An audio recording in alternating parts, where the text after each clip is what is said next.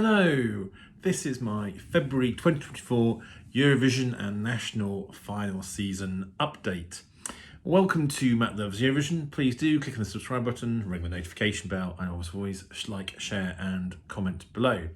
Before we get into kind of an update on what's going on for Eurovision 2024, bit of an apology from me or explanation where I've been. If you've noticed that I haven't been posting videos, I did a video at the start of the 2024 season, at the start of September, to welcome the new season.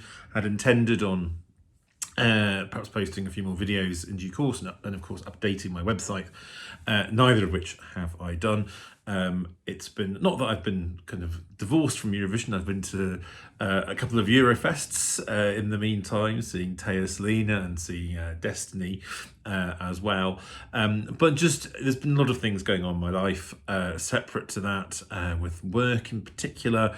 I've had a huge project that has taken up kind of a lot of time and effort, and also happened to be a website related project where I was working for hours and hours each day on WordPress. And so the last thing I really wanted to do is to be going into WordPress to update my website.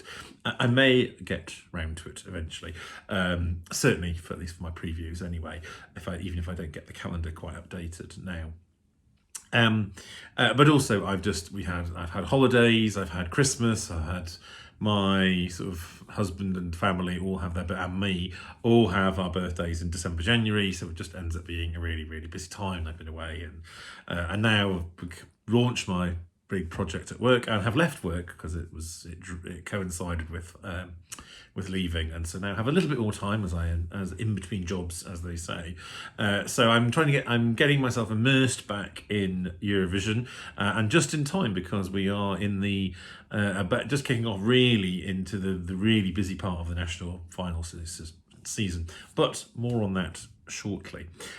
First of all, let's talk about who is at Eurovision this year. This was something I kind of was holding off on doing a video until we kind of knew for certain, and it never really was certain for quite a long time, because there was a big question mark over one of the countries. But we do have that now confirmed. We have 37 countries, which is the same number of countries that we had last year. One slight difference is that we welcome back the return of Luxembourg. That was announced at Eurovision last year, their first time back at the contest since 1993. But sadly we lose Romania, who have decided not to come this year. They were the one where it was a bit up in the air whether they were going to be in or not. They took a vote in whichever kind of committee decides these things, and while there was a majority said yes versus no, 5 said yes, 4 said no, 4 abstentions meant that overall there wasn't a majority for a yes, and so under the rules of that they are not going to be there in 2024. However, it looks like that they may well be there in 2025, so we'll keep our fingers crossed. But as it is, we have 37. Malmo, as you might expect, is getting well underway with lots of with all the preparations. We had some quite early announcements around ticketing. That's already kind of taken place and been sorted out. Sadly, I won't be going to Eurovision sort of in person this year. That's a deliberate choice rather than missing out, because for particular reasons I'm not able to travel in May this year. But I'm sure people will have a fantastic time, those that have got tickets as well. So some of our good friends have managed to get tickets, which is great. The stage design kind of has been released, so we kind of got a good idea about what the stage is looking like, and as you'd expect for Sweden, it's looking really good. I think obviously Liverpool stage I loved. Naturally, you might expect I'm a bit biased there, but it's quite a nice contrast. And we have very curvy Liverpool, and now we've got slightly more angular and angular sort of Malmo. So it's quite a nice sort of change. So keep it. But both of them will look fantastic. And the slogan, "United by Music." Yes, you've heard that before. That was Liverpool's one, and it's now being adopted for all contests going forward, at least until they change that. I know a lot of people were sort of a bit sad about that, and I'm I'm fairly indifferent, I would say, about the slogan. I think it probably doesn't affect too many that many people outside of the bubble, and United by Music does tend to kind of say what they would like it to be, even if certain circumstances mean that maybe that's not quite how things are. Voting, as far as we know, is remaining the same as last year. There had been all sorts of rumours about a change in the jury televote breakdown for the grand final. I think that was something that the Norwegian delegation in particular have been interested in. However, I think we're staying as it is now, 50-50, but the semi-finals will remain fully televote or public vote only. We had the handover, the official handover, sort of with the keys of Liverpool being handed over to Malmo in a ceremony, and that ceremony also included the semi-final draw, the allocation draw. So this is always quite a big moment, because all those countries that need to qualify are slotted into from a set of pots, a bit like the World Cup, but they're basically to try and break up groups of countries that tend to vote for each other, so it's sort of a little bit more balanced. They were drawn into the two semi-finals and also given a half, which half of the semi-final they're in. The half is actually one of the most important bits about in terms of qualification chances, because the second half songs tend to qualify more frequently than first half songs. So being in the second half, if you're a country that struggles to qualify normally, being in the second half really can be quite a big help. Some of the other kind of mix of combinations you can get are perhaps not quite as important. So obviously we try and break up kind of voting partners, Cyprus and Greece being, for example, Romania and Moldova when they're together. But I don't think it makes just having a couple of countries that tend to vote for you normally doesn't mean you're guaranteed to qualify. It just can be a little added help, particularly if you are in that bunch of countries that could be qualified. So obviously some songs go in and it doesn't matter which country they're from, they are a surefire qualifier. Conversely, there are some songs that go in and you kind of just know that they are not going to get enough votes to go through. But then there's often a cluster of countries that they could all go through, but it's just if you have a reasonably reliable voter, solid vote from, it might just help you get over the edge. Serbia, will get votes from Slovenia. Well, I'm not sure. I don't think they're in that. I can't remember. I think they are in the same semi-final, Slovenia and Serbia. So they will get some votes from that way. Ireland will get some votes from the United Kingdom, who in the United Kingdom are voting in that first semi-final.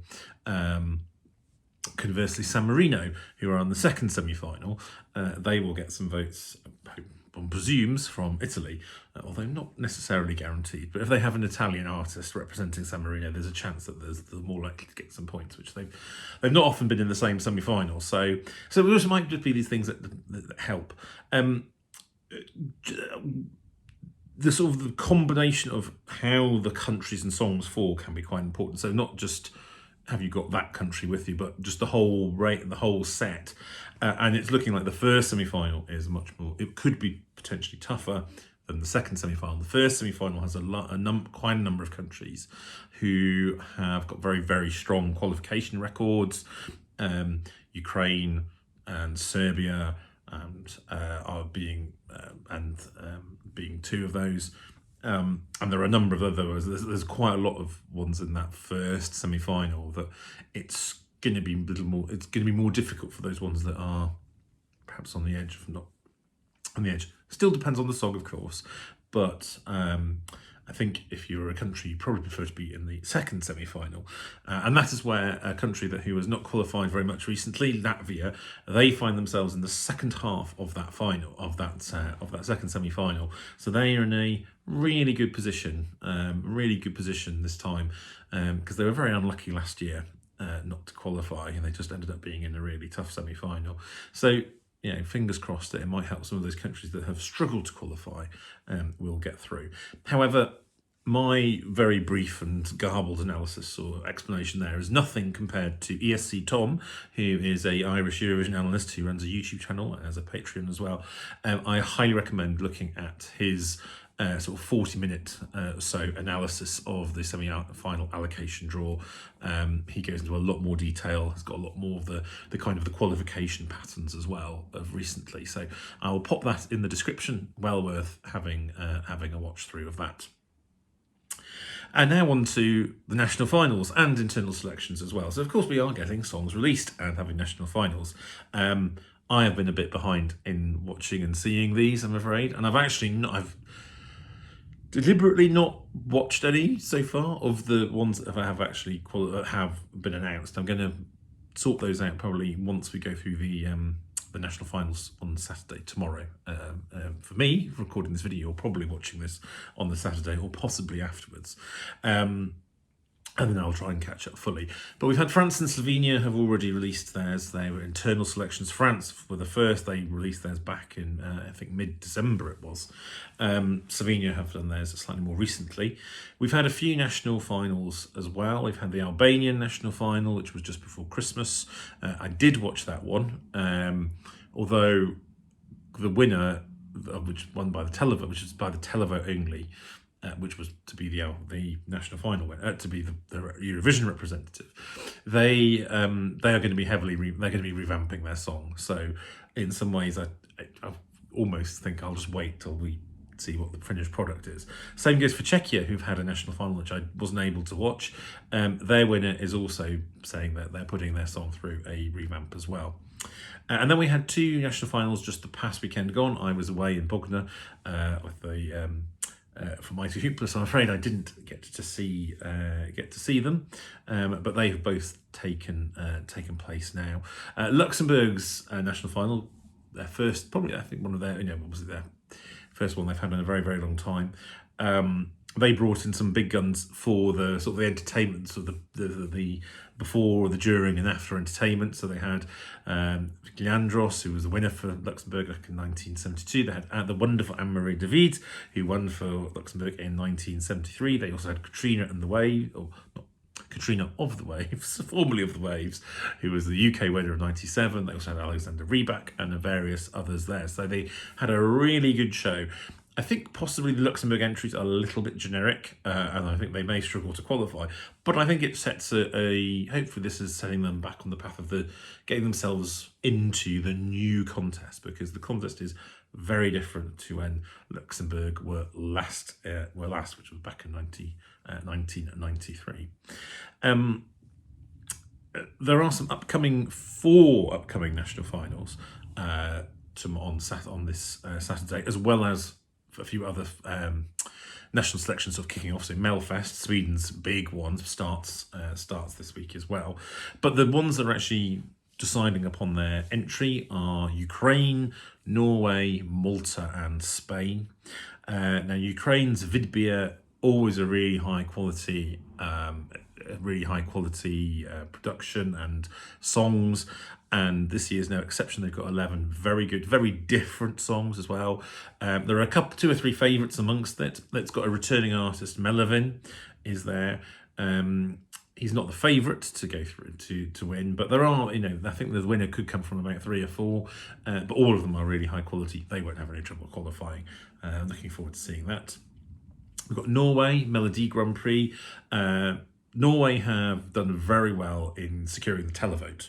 I'm sure it's completely unconnected. It was the Norwegian delegation that was pushing for more televote in the grand final. But they've got a couple of returning artists. They've got Margaret Berger, who was representative of Norway back in 2013. She finished 4th with Fiji My Love. And Kaino, who I'm sure you know, 2019, when they won the televote. They also tried to enter in 2021. They missed out. So they got through to the last 2 in the Norwegian national final. And now they're back again this year. They are not necessarily one of the favourites. They've been put first in the running order. They got through their semi-final, but they've been put first in the running order, which means that they seem to be unlikely to win. We think it's probably going to be Gote. May win Norway, which would be a first song in Norwegian if they win since Alvedonsen, which was 2006, I think. We have Spain. Spain have kind of, obviously, as you know, with slow-mo, they kind of rebirthed somewhat, like the UK have at Eurovision in the last couple of years. They've had a very solid new national final, Benidorm Fest, that they've been running. This year, this is one that I have managed to see. I saw the second semi-final, and I just think their quality is quite there this year from what I'd seen. There's a couple of favourites. Certainly, I have my favourite, who I enjoyed a lot, which is Caliente was the song. One of the sort of the jury favourite that they had awful vocals, and so how televote and the demoscopic vote managed to notice that, but not the jury. So it's going to be an interesting night in Benidorm because the juries have a lot of power in Benidorm Fest. They have 50%, and then the televote only has 30, and then there's a demoscopic vote, which is 20%. Although this time the demoscopic vote aligned very closely with the televote, so we should see what we get coming through from that. I think there's probably from about 3 or 4 of the 8 songs could win there. And finally, we have Malta, who have got their, I think, 12-song national final. I've not followed Malta's one very closely. There seems to be a feeling that it's set up for Matt Black, he has tried to enter for Malta several times in their national finals with a song called Banana. It's a little bit of a novelty track, probably one that might be best to put at the start of the open of a show. I don't know whether it will be one of these ones that would qualify, but everything seems to be pointing towards that as being the likely winner. But you never quite know with Malta. They do tend to pick they normally contrive to pick the one that they've kind of predetermined that they want as their favourite. So I suspect that will be Matt Black, but we shall find that out. Of course, you may be watching this after all these national finals have gone, so you'll see how right or wrong I was. There's a lot more national finals coming up. February is always a very, very busy month as you get semi-finals and heats and all the various national finals as well. If I find that I've got time and I've got something I'd like to say, I will perhaps try and do a couple of video or two of how the national final season is going.